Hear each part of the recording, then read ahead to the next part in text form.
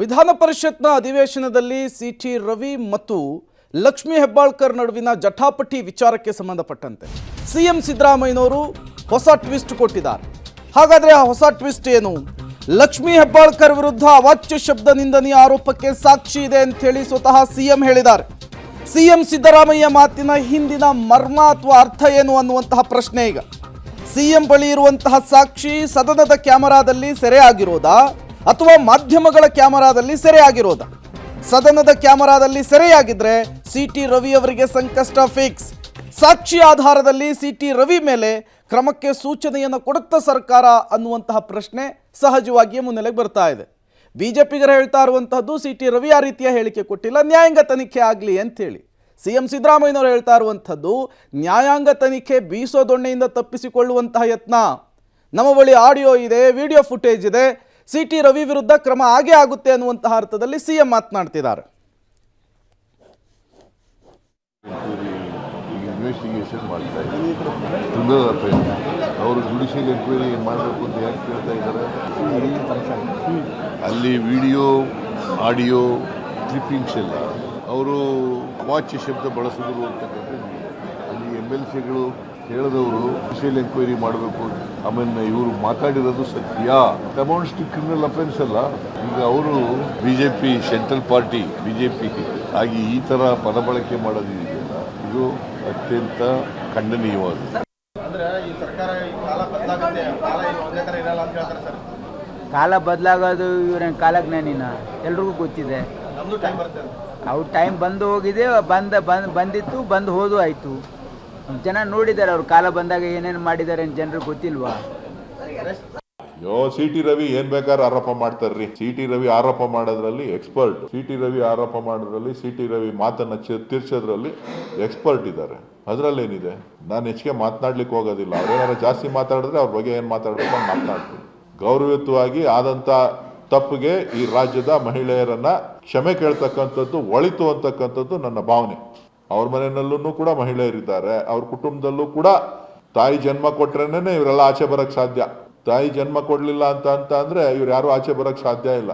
So ಬೇರೆ ಏನಾದ್ರು ಹೊಸ ಐಡಿಯಾನ ಇವರು ಕಳೆದ 10 ವರ್ಷದಿಂದ ಹುಡುಕಿದಾರೋ ಏನೋ ನನಗೆ ಗೊತ್ತಿಲ್ಲ. ಹುಡುಕಿರ್ಬೇಕು ಅಂತ ಕಾಣಿಸ್ತದೆ. ಯಾವುದೋ ಒಂದು ಸ್ಟೇಟ್ಮೆಂಟ್ ನೋಡಿದ್ದೆ. ಪ್ರಹ್ಲಾದ್ ಜೋಶಿಯವರು, ಅಮಿತ್ ಶಾ ಸಂತತಿಯವರು ದೇಶದಲ್ಲಿ ಫೇಕ್ ಎನ್ಕೌಂಟರ್ಗೆ ಹೆಸರುವಾಸಿ ಆಗಿದ್ದಂಥ ಅಮಿತ್ ಶಾನ ಸುಪ್ರೀಂ ಕೋರ್ಟು ಮತ್ತಷ್ಟು ಡೀಟೇಲ್ಸ್ ಅನ್ನು ಕೊಡ್ತಾರೆ. ಪೊಲಿಟಿಕಲ್ ಬ್ಯೂರೋ ಹೆಡ್ ರವೀಶ್ ನೇರ ಸಂಪರ್ಕದಲ್ಲಿ ಜಾಯಿನ್ ಆಗಿದ್ದಾರೆ. ರವೀಶ್, ಈ ಆರೋಪ ಪ್ರತ್ಯಾರೋಪ ಸ್ಟಾರ್ಟ್ ಆಗಿ ಹತ್ತತ್ರ 1 ವಾರ ಕಳೀತಾ ಬಂತು.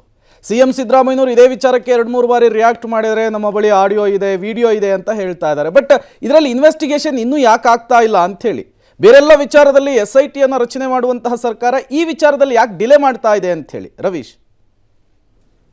ಪ್ರಮುಖವಾಗಿ 2 ವಿಚಾರ ಇಲ್ಲಿ ಪ್ರಸ್ತಾಪದಲ್ಲಿದೆ. ಅಂದರೆ ಸದನದ ಒಳಗಡೆ ನಡೆದಿರ್ತಕ್ಕಂಥ ಒಂದು ಇದಕ್ಕೆ ಕಸ್ಟೋಡಿಯನ್ನು ಸಭಾಪತಿ ಆಗಿರ್ತಾರೆ. ಈ ಹಿನ್ನೆಲೆಯಲ್ಲಿ ಸಭಾಪತಿಗಳೇ ಅದನ್ನು ಒಂದು ರೀತಿಯಲ್ಲಿ ವಿಚಾರಣೆ ನಡೆಸಿ ಒಂದು ರೂಲಿಂಗನ್ನು ಕೊಡಬೇಕಾಗಿತ್ತಂತ ಪ್ರಾಥಮಿಕ ಹಂತದಲ್ಲಿ ಆ ಕೆಲಸವನ್ನು ಸಭಾಪತಿ ಹೊರಟ್ಟಿಯವರು ಈಗಾಗಲೇ ಮಾಡಿಬಿಟ್ಟಿದ್ದಾರೆ. ಅಂದರೆ ಎಲ್ಲೋ ಒಂದು ಕಡೆ ಆಡಿಯೋ ವಿಡಿಯೋ ವಿಚಾರವಾಗಿ ಇಲ್ಲವೇ ಇಲ್ಲ ಅನ್ನೋದನ್ನು ಕೂಡ ಒಂದು ರೀತಿಯಲ್ಲಿ ಹೇಳಿಲ್ಲ, ಇದೆ ಅಂತಲೂ ಕೂಡ ಸಭಾಪತಿಗಳು ಆವತ್ತಿನ ಸಂದರ್ಭದಲ್ಲಿ ಹೇಳಲಿಲ್ಲ. ಅದರ ಹೊರಗಡೆ ಬಂದ ಮೇಲೆ ಆ ರೀತಿ ನಮ್ಮ ಒಳಗಡೆ ರೆಕಾರ್ಡ್ ಆಗಿಲ್ಲ ಅನ್ನೋ ಮಾತುಗಳನ್ನು ಸಭಾಪತಿಯವರು ಹೇಳಿರ್ತಕ್ಕಂಥದ್ದು. ಹಾಗಾಗಿ ಸದನದ ಒಳಗಡೆ ಇರತಕ್ಕಂಥ ಒಂದು ಸಿಸ್ಟಮ್ ಏನಿದೆ, ಆ ಒಂದು ವಿಧಾನ ಪರಿಷತ್ಗೆ ಸಂಬಂಧಪಟ್ಟಂಥ ಸಿಸ್ಟಮಲ್ಲಿ ಆಡಿಯೋ ವಿಡಿಯೋ ರೆಕಾರ್ಡ್ ಆಗಿದೆಯಾ ಇಲ್ಲವೋ ಅನ್ನೋದು ಕೂಡ ಸ್ಪಷ್ಟವಾಗಬೇಕಾಗುತ್ತೆ. ಅದಕ್ಕೆ ಒಂದು ರೀತಿಯಲ್ಲಿ ಆಂತರಿಕವಾಗಿ ಸಮಿತಿಯನ್ನು ರಚನೆ ಮಾಡಿ ಅದ್ರ ಬಗ್ಗೆ ಸಭಾಪತಿಗಳು ಕ್ರಮಗಳನ್ನು ತೆಗೆದುಕೊಳ್ಬೇಕಾಗುತ್ತೆ. ಇನ್ನೊಂದು ಕಡೆ ಈಗಾಗಲೇ ಹೈಕೋರ್ಟ್ನಿಂದ ಒಂದು ರೀತಿಯಲ್ಲಿ ತಡೆ ಸಿಕ್ಕಿರ್ತಕ್ಕಂಥದ್ದು, ಜೊತೆಗೆ FIRಗೂ ಕೂಡ ಫೈಟ್ ಮಾಡ್ತಾರೆ. ಹಾಗಾಗಿ ಹಿರೇಬಾಗೇವಾಡಿ ಪೊಲೀಸ್ ಸ್ಟೇಷನಲ್ಲಿ ಆಗಿರ್ತಕ್ಕಂಥ FIRನ ಸಂದರ್ಭದಲ್ಲಿ ಆ ಆಡಿಯೋ ಮತ್ತು ವಿಡಿಯೋನ ಚೆಕ್ ಮಾಡೋದಕ್ಕೆ ಆ ಪೊಲೀಸರಿಗೆ ಅಧಿಕಾರ ಇದೆಯಾ ಇಲ್ವೋ ಅನ್ನೋ ಪ್ರಶ್ನೆಯೂ ಕೂಡ ಬರುತ್ತೆ.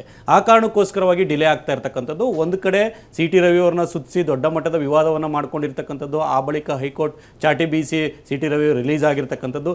ಇಂಥ ಸನ್ನಿವೇಶದಲ್ಲಿ ತರಾತುರಿಯಲ್ಲಿ ಮಾಡಿದ್ರೆ ಮತ್ತಷ್ಟು ಡ್ಯಾಮೇಜ್ ಆಗ್ಬೋದಾ ಅನ್ನೋದು ಸರ್ಕಾರದ ಒಂದು ಇರಾದೆ ಆಗಿರ್ಬೋದು. ಆ ಕಾರಣಕ್ಕೋಸ್ಕರವಾಗಿ ಎಲ್ಲೋ ಒಂದು ಕಡೆ ಸರ್ಕಾರ ಆ ಒಂದು ವಿಚಾರದಲ್ಲಿ ವಿಳಂಬ ತೋರ್ತಾ ಇರ್ಬೋದು. ಆದರೆ ಕಾಂಗ್ರೆಸ್ನ ನಾಯಕರು ಅದನ್ನು ಬಿಡ್ತಾ ಇಲ್ಲ. ಅಂದರೆ ಪಟ್ಟನ್ನು ಹಿಡಿದು ಸಭಾಪತಿಯವರ ಮುಂದೆ ಇನ್ನೊಂದು ವಿಡಿಯೋ ಏನು ಲೀಕ್ ಆಗ್ತಾ ಇದೆ. ಆ ವಿಡಿಯೋದಲ್ಲಿ CT ರವಿ ಮತ್ತು ಲಕ್ಷ್ಮೀ ಹೆಬ್ಬಾಳ್ಕರ್ ನಡುವಿನ ಮಾತುಕತೆ ನಡೆದಿದೆ ಎನ್ನಲಾಗಿದೆ ಅಂತ ಹೇಳಲಾಗ್ತಾ ಇದೆ. ಅದ್ರ ಬಗ್ಗೆ ಕೂಡ ನೀವು ತನಿಖೆ ನಡೆಸಬೇಕು ಅಂತ ಇವರು ಒತ್ತಾಯಿಸುವಂಥ ಸಾಧ್ಯತೆಯೂ ಕೂಡ ಇದೆ. ಹಾಗಾಗಿ ಇನ್ನೊಂದು ಸೆಷನ್ ಸಂದರ್ಭದಲ್ಲಿ, ಅಂದರೆ ಆ ಒಂದು ಜನವರಿಯಲ್ಲಿ ಆರಂಭಿಕ ಹಂತದ ವರ್ಷದ ಮೊದಲ ಸೆಷನ್ ಸಂದರ್ಭದಲ್ಲಿ ಇದು ದೊಡ್ಡ ಮಟ್ಟದ ಜಟಾಪಟಿಗೆ ಕಾರಣವಾಗುತ್ತೆ. ಯಾಕೆಂದರೆ ಈಗಾಗಲೇ ಹಕ್ಕುಚ್ಯುತಿ ಇದನ್ನು ಕೂಡ ಆ ಒಂದು ವಿಧಾನಸಭೆಯಲ್ಲಿ ಮಂಡಿಸಿರ್ತಕ್ಕಂಥದ್ದು, ಅದನ್ನು ಹಕ್ಕು ಬಾಧ್ಯತಾ ಸಮಿತಿಗೂ ಕೂಡ ಹಾಕಿದ್ದಾರೆ. ಜೊತೆಗೆ ನಾನು ಕೂಡ ನನ್ನ ಹಕ್ಕುಚ್ಯುತಿ ಆಗಿದೆ ಅಂತಲೂ ಕೂಡ ನಾನು ಕೂಡ ಸಭಾಪತಿ ಮುಂದೆ ದೂರನ್ನು ಕೊಡ್ತೇನೆ, ನನ್ನನ್ನು ಕೂಡ ಹಕ್ಕುಚ್ಯುತಿಗೆ ವಹಿಸಬೇಕು ಅಂತಲೂ ಕೂಡ ಈಗಾಗಲೇ CT ರವಿ ಅವರು ಕೂಡ ಹೇಳಿರ್ತಕ್ಕಂಥದ್ದು. ಈ ಹಿನ್ನೆಲೆಯಲ್ಲಿ ಈ ಒಂದು ವಿಚಾರ ಏನಿದೆ, ಆಡಿಯೋ ವಿಡಿಯೋ ಪರಿಶೀಲನೆ, ಇದು ದೊಡ್ಡ ಮಟ್ಟದ ತಿರುವನ್ನು ಪಡೆದುಕೊಳ್ಳುವಂಥ ಸಾಧ್ಯತೆ ಇದೆ. ಓಕೆ, ಥ್ಯಾಂಕ್ ಯು ರವೀಶ್ ತಮ್ಮೆಲ್ಲ ಮಾಹಿತಿಗಾಗಿ.